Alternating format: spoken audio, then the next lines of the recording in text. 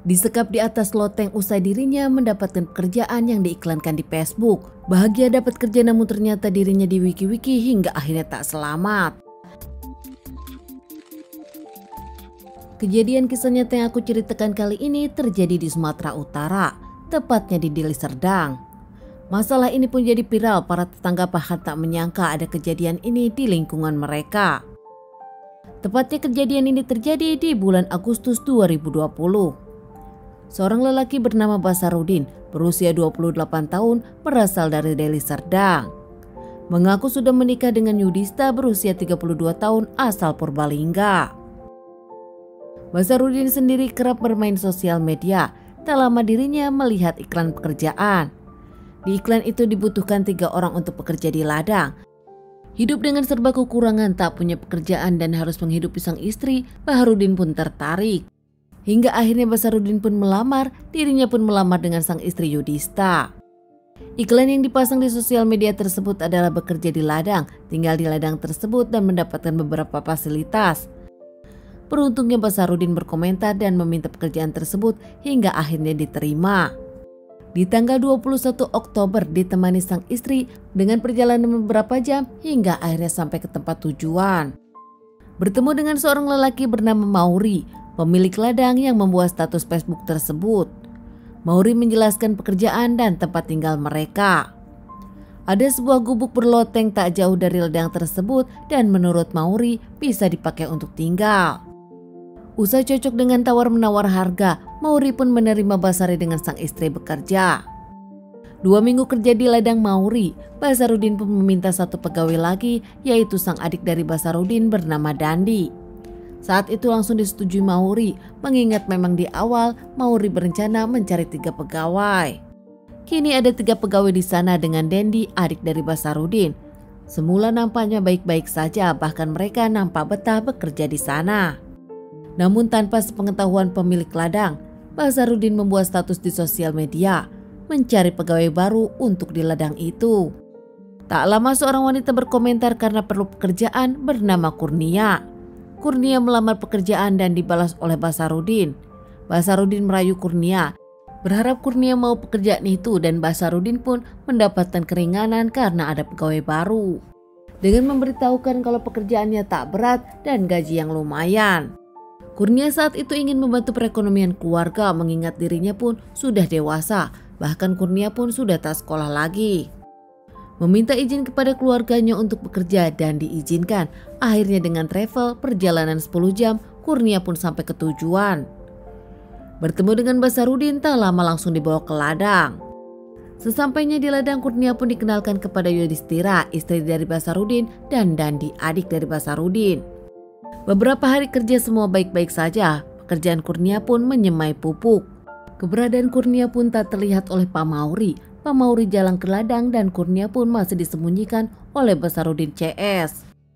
Namun tak lama Kurnia pun izin sakit dan Kurnia mengungkapkan dirinya tak betah hingga akan pulang ke rumah. Namun Basarudin yang mendengar berita itu dari Kurnia nampak kesal. Basarudin merasa dirinya sudah memberikan uang 250.000 ditransfer di awal.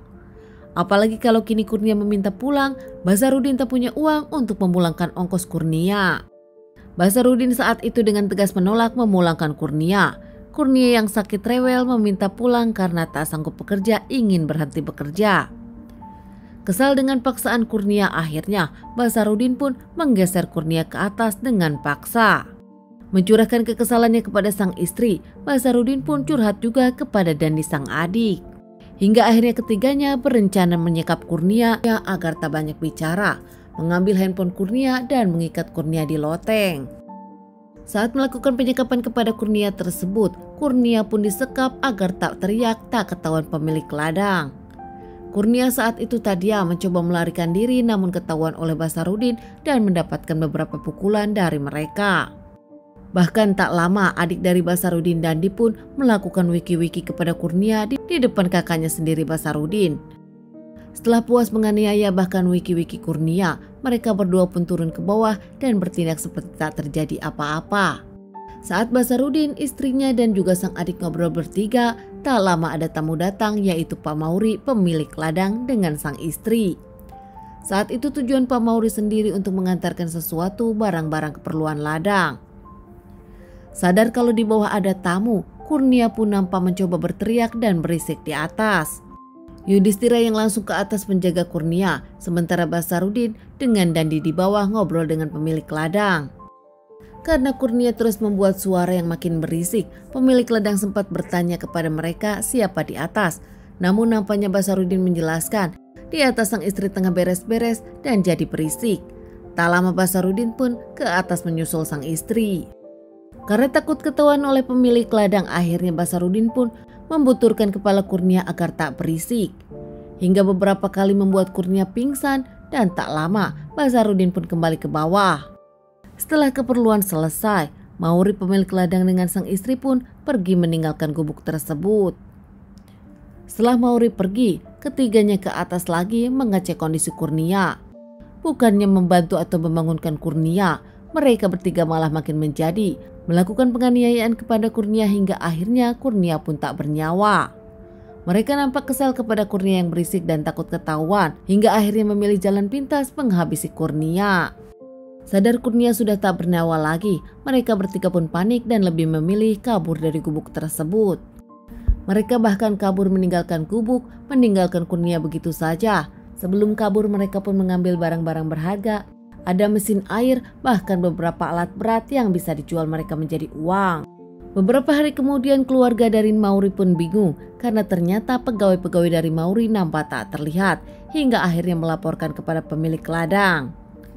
Merasa ada yang janggal, pemilik ladang pun mengecek ke gubuk. Setelah membuka gubuk nampak mendapatkan bau busuk menyengat, hingga akhirnya setelah diperiksa ditemukan sesosok jasad wanita yang cukup mengagetkan.